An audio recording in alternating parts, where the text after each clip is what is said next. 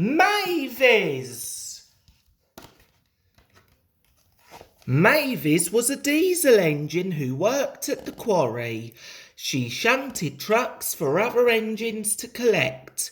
Mavis was a young engine and she liked to get her own way. She thought she knew better than everyone else. Every day, Mavis would put Toby's trucks in a different place, so he had to search for them.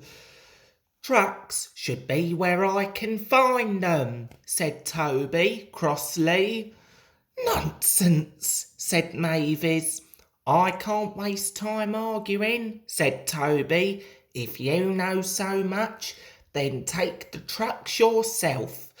Mavis was very pleased. Taking trucks on Toby's branch line made her feel important. So the next day, Mavis set off along the branch line with Toby's trucks. But the trucks didn't like bossy Mavis. "It's frosty today. Let's play a trick on her," they whispered. Mavis travelled happily along Toby's line. Ahead of her was a level crossing, so she stopped carefully. "I'm so good at this, I don't need silly old Toby," she laughed. But she didn't know what the trucks were planning. When it was time to move again, the trucks whispered to each other, "Hold back, hold back." Mavis tried to set off, but her wheels just spun. She couldn't get a grip on the frosty ground. The troublesome trucks giggled and giggled. The drivers of the cars and lorries waiting at the level crossing were getting very angry, but there was nothing Mavis could do. Then Mavis saw Toby approaching in the distance. He had come to help. "Having trouble, Mavis?" he smiled. Mavis felt cross and silly. She had boasted to Toby that she knew best, and now she was stuck, and Toby had to rescue her. Toby was coupled to Mavis. He puffed and slipped, and at last he got Mavis and the trucks moving. Mavis hardly helped at all. She didn't even say, "Thank you." When Mavis got back to the quarry, the Fat Controller was very cross with her. "You are a naughty engine," he said. "You will stay here in future." Mavis felt angry. She thought the quarry was boring. She wished she could go on Toby's branch line again. Soon spring arrived on Sodor. It was a very busy time at the quarry. Every day, Mavis got the trucks ready for Toby, but she was never allowed to take them along Toby's branch line. Then one day, Mavis had an idea. She said to the troublesome trucks, "When we get to the beginning of Toby's line, please will you bump me? Then I'll be on his line whether he likes it or not." "Yes, yes, yes," giggled the trucks.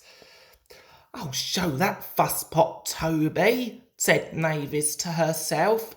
But when the time came, Mavis was busy elsewhere, so Toby shunted the trucks himself. "Never mind," the trucks whispered to each other. "Let's bump Toby instead." So they gave Toby a big bump. He rushed onto his branch line much too fast. His driver and fireman were knocked over. Toby was out of control. Toby couldn't stop. He rushed over the level crossing. Luckily, there weren't any cars there. Up ahead, there was an old bridge. The river had flooded and part of the bridge had been washed away. If Toby didn't stop before he reached it, he might fall in the river. As Toby approached the bridge, the rails stretched across the gap just like a tightrope.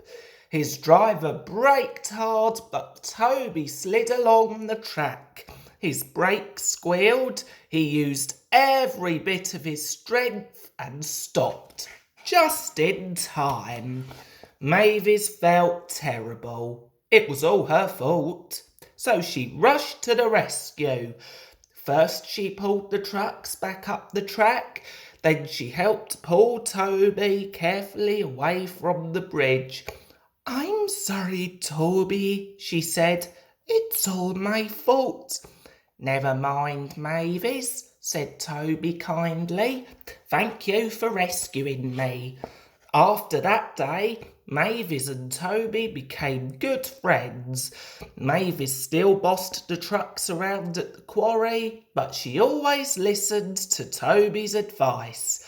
And sometimes, for a special treat, Toby would let Mavis take the trucks carefully along his branch line.